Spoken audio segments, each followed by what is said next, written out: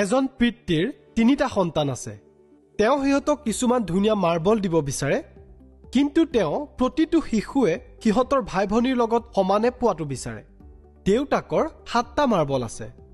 তেওঁ এই সংখ্যাটো তেওঁৰ সন্তানৰ মাজত সমানে ভাগ বতৰা কৰিব পাৰিবনে? বাৰু, উত্তৰটো নিশ্চিতভাৱে নোৱাৰে, কিয়নো 7ক 3ৰে হৰণ কৰিলে ভাগ শেষ 1 থাকে। সেয়েহে প্ৰতিটো শিশুৱে 2টা মাৰ্বল পাব আৰু এটা দেউতাকৰ হাতত থাকি যাব। যেতিয়া আমি বহুপদ এটাক আন এটাৰ দ্বাৰা হৰণ কৰোঁ, কেতিয়াবা আমি ভাগ শেষ পাওঁ।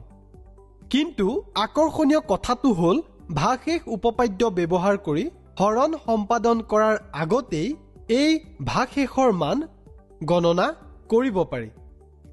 কেনেকৈ জানিবলৈ আমাৰ সৈতে থাকা আৰু শিকা। যদি 1ৰ সমান বা তাতকৈ অধিক মাত্ৰাৰ এটা বহুপদ p of x x minus a ৰে বিভাজিত কৰা হয়, তেতিয়া ভাগ শেষ হ'ব p of a। ইয়াত p of x is equal to x minus a q of x plus r of x. r of x is equal to p of a বহুৱাই আমি অভেদটো লাভ কৰোঁ p of x is equal to x minus a q of x plus p of a.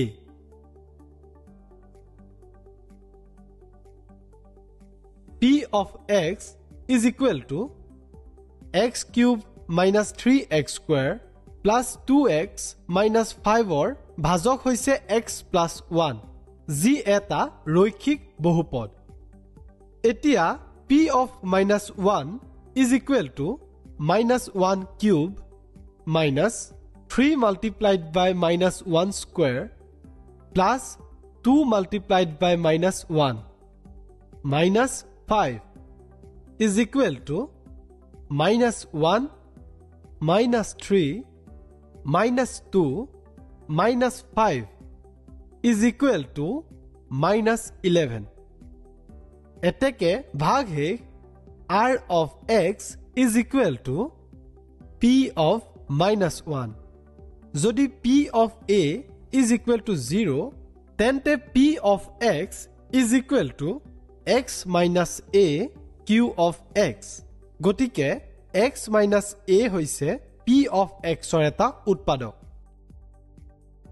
x minus a হৈছে p of x ৰ এটা উৎপাদক যদি আৰু যদিহে p of a is equal to 0।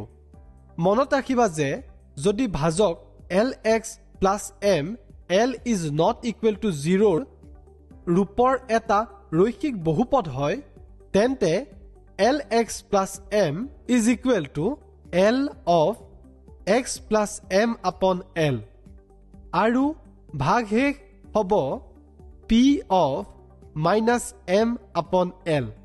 উদাহৰণস্বৰূপ 6x square plus 5x minus 8ক 2x plus 3ৰে হৰণ কৰোঁ আহা।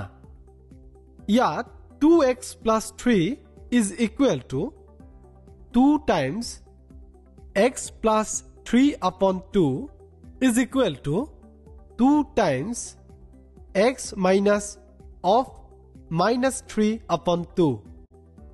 গতিকে ভাগ শেষ হ'ব p of minus 3 upon 2 is equal to 6 times minus 3 upon 2 square plus 5 times minus 3 upon 2 minus 8 is equal to minus 2।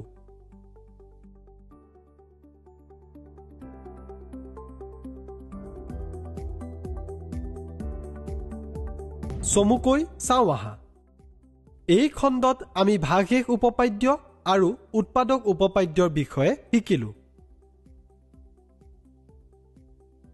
বহুপদসমূহ সময়ৰ সৈতে লাভ, উষ্ণতা আৰু বিক্ৰীৰ প্ৰৱণতাৰ পূৰ্বানুমান কৰিবলৈ ব্যৱহাৰ কৰিব পাৰি। পদাৰ্থ বিজ্ঞান আৰু অভিযান্ত্ৰিকৰ সমস্যা সমাধানৰ বাবেও বহুপদসমূহ ব্যৱহাৰ কৰা হয়। আহিবলগীয়া ভিডিঅ'বোৰত ইয়াৰ বিষয়ে অধিক শিকিম।